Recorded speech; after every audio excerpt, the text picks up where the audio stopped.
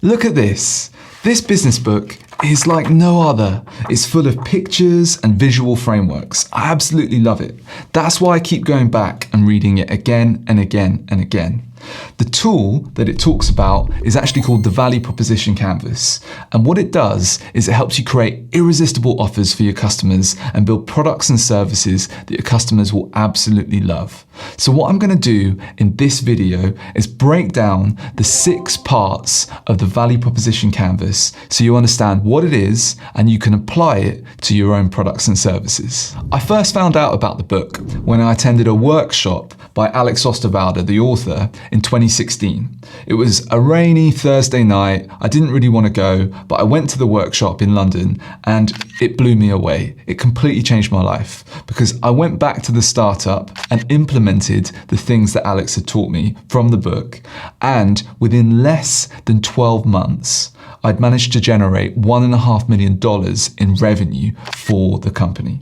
So this stuff works. Since then, I've helped thousands of people apply the methodology to their own business. So you're in safe hands. This book is really useful if you're concerned that you don't have a methodology to track progress on the development of new value propositions and business models.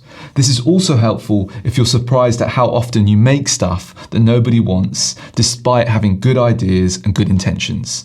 And if you're not sure if everybody in your team has a shared understanding of what a good value proposition actually is, then this book is for you. There's a specific visual framework that the book shares, and it's called the Value Proposition Canvas. Half of it is about helping you observe customers, and the other half is about showing how you create value for them. A value proposition just describes the benefits that customers can expect from your products and services. The Value Proposition Canvas is made up on the right of the customer profile, we call it the circle, and then you've got on the left the value map or the square, which is how your product and service actually helps the customer. There are 3 main parts to the customer profile. You have customer jobs first. Now, customer jobs are the things that your customers are trying to do or get done in their work and in their life.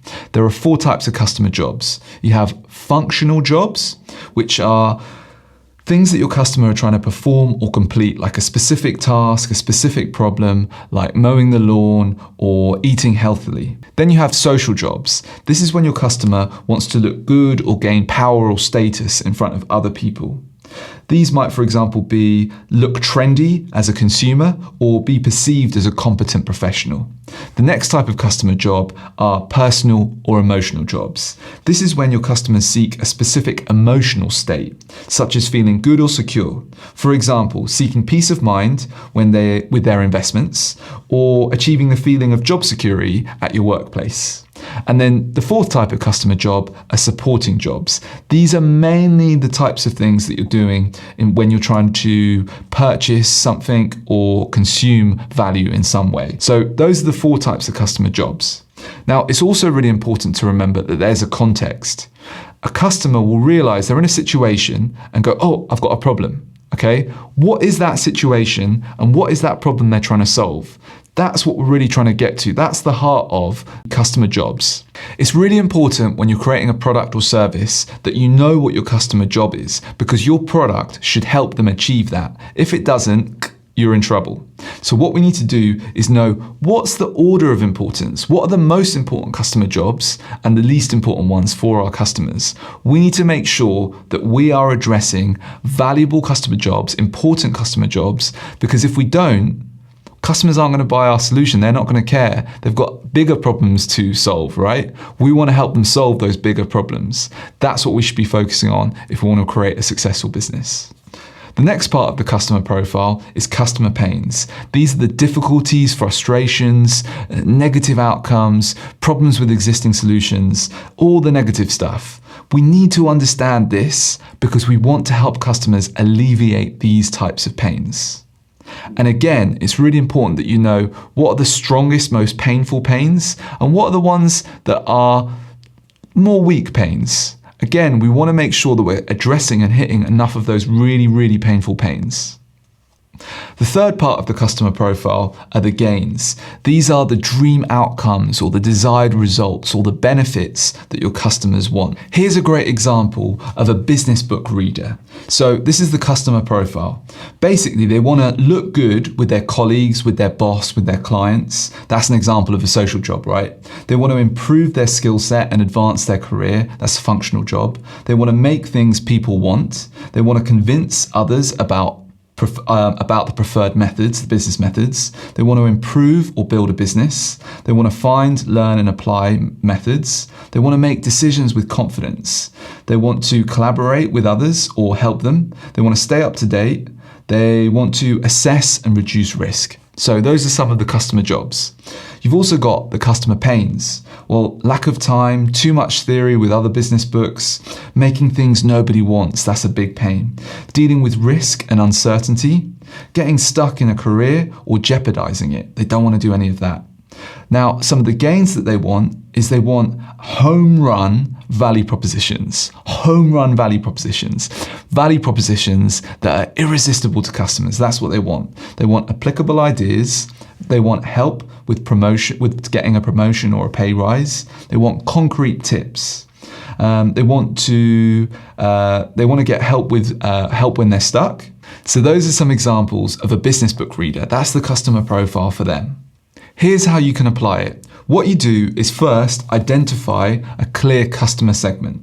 Then what you do is you work out what are their customer jobs, what are they trying to get done in their work and in their life. So that's number 2. Then number 3, identify their customer pains. What are their difficulties, their frustrations, the negative outcomes that they're experiencing?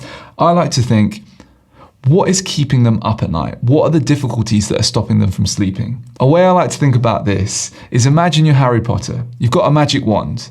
You can grant your customer 3 wishes. What are the 3 things that they would wish for? Or more. You can give them more as well.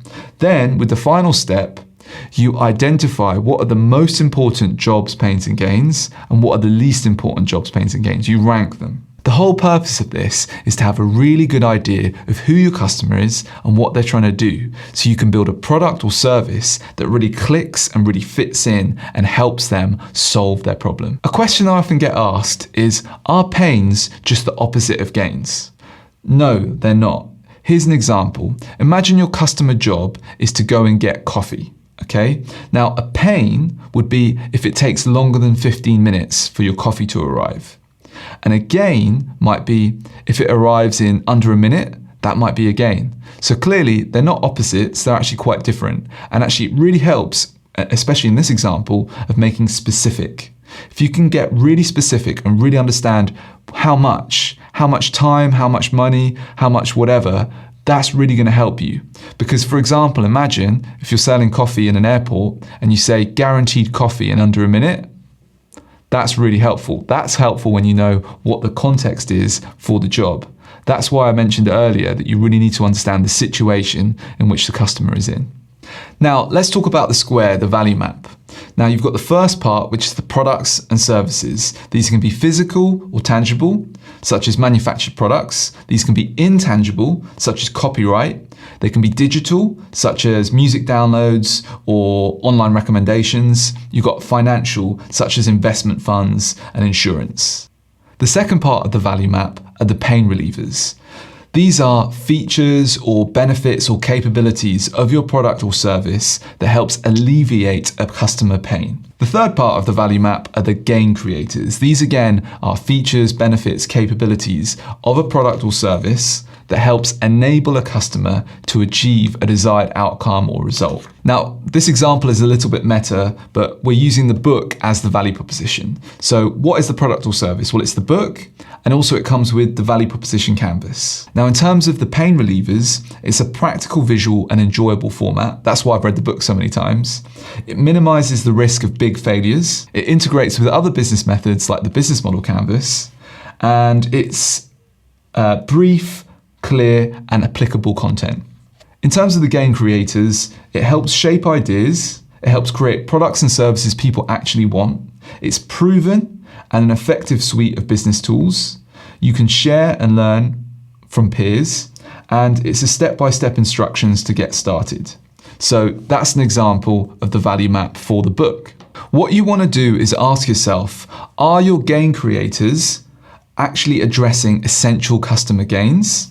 And are your pain relievers actually addressing extreme customer pains? Because if they're not, you need to look at what you're doing and maybe make a change. You really want them to fit the customer jobs with your product and service, the customer pains with your pain relievers, and the customer gains with your gain creators. A big mistake that I see people make is they try to skew the customer profile to fit their value map. Don't do that. Make sure that your customer profile is based on real customer jobs, pains, and gains. As you can see here, your value map might not address every single job, pain, and gain, and that's okay, but it's good to acknowledge which ones it is addressing. And that's where ticking and crossing your customer profile sticky notes can be really helpful. So you're making a conscious decision on which customer jobs, pains, and gains you're actually helping. There are also different types of customer profiles that you need to be aware of. First of all, you've actually got the end users. These are the customers that most people think about. But the end user might not be the decision maker. And that might not be the same person as the economic buyer, the person actually paying for it. And somebody else might be influencing the decision. Somebody else might be recommending a product. So it's really important that you map out those different types of customer profiles as well, not just the end user. We need to make sure that we're not just making the stuff up that we're putting on the customer profile. So what I recommend you do is do a customer profile discovery interview. And the way that you do this is you ask them, what are you trying to get done in your work and your life? And there are other questions that you can ask as well, but you're trying to elicit their customer jobs. What are they trying to do? Then you work out, what are their pains, difficulties, frustrations? So what are your pains, difficulties, frustrations associated with doing those things? Then you ask, what are you trying to achieve? What are your desired outcomes? What are the results or benefits that you want to achieve here? I also like to ask sometimes, because it's fun, imagine I'm Harry Potter, I've got a magic wand and you can wish for anything. What would it be? And then you write that down. And then in front of the customer, during the interview, you write all those things down on sticky notes. Then once you've mapped out your customer jobs, pains, and gains, then what you do is you get your customer to help you work out what are the most important jobs, pains, and gains, and rank them all the way down to the least important jobs, pains, and gains. When you have this, it's going to give you a really, really good idea of what your customers are really trying to do.